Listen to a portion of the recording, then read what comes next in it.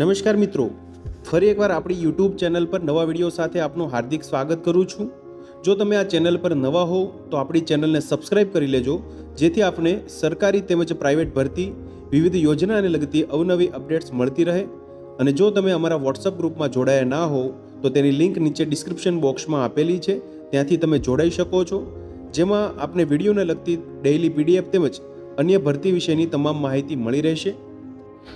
તો મિત્રો, વાત કરશું નવી એક શૈક્ષણિક સ્ટાફની ભરતી જાહેરાત વિશે। તમે જોઈ શકો છો મિત્રો, બાલાસિનોર તાલુકા એજ્યુકેશન ટ્રસ્ટ સંચાલિત નાલંદા બીએડ કોલેજ જે વીરપુર ખાતે આવેલી છે, જેમાં શૈક્ષણિક સ્ટાફ માટેની અહીંયા ભરતી જાહેરાત આવેલી છે। વિગતવાર માહિતી મેળવીએ મિત્રો તો આચાર્ય માટેની જગ્યા છે મિત્રો, જેમાં આચાર્ય માટે 10 વર્ષનો શૈક્ષણિક અનુભવ હોય મિત્રો તેવા ઉમેદવારો અરજી કરી શકશે। તેમજ અધ્યાપક માટેની અહીંયા ભરતી જાહેરાત છે, જેમાં ગુજરાતી, હિન્દી, સંસ્કૃત, સામાજિક વિજ્ઞાન, વિજ્ઞાન અને ગણિત જેવા વિષયો માટેની જગ્યાઓ છે। લાયકાત છે મિત્રો અધ્યાપક માટે, જેમાં MA, MEd, MSc, MEd 55% સાથે તેમજ PhD, નેટ, જીસેટ કરેલા હોય તેવા ઉમેદવારો અરજી કરી શકશે।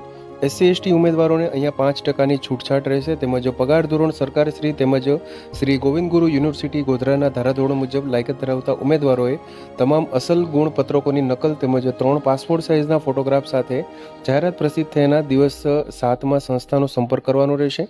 તમે જોઈ શકો છો સંસ્થાનું સરનામું અહીંયા આપેલું છે મિત્રો, નોંધી લેશો તમે। નાલંદા બીએડ કોલેજ વીરપુર, માનવ સેવા મંદિર, રિલાયન્સ પેટ્રોલ પંપની સામે, મૂ પોસ્ટ, તાલુકો વીરપુર, જિલ્લો મહીસાગર ખાતે આવેલી આ સંસ્થા છે। વધુ માહિતી માટે અહીંયા સંસ્થાના સંપર્ક નંબર આપેલા છે મિત્રો, ભરતી બાબતે તમે સંપર્ક કરી શકો છો।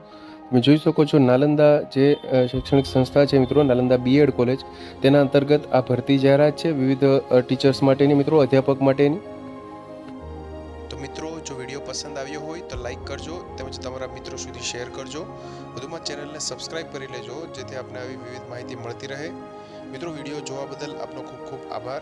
મળીએ એક નવા વિડીયો સાથે, ત્યાં સુધી જય હિન્દ, ભારત માતા કી જય।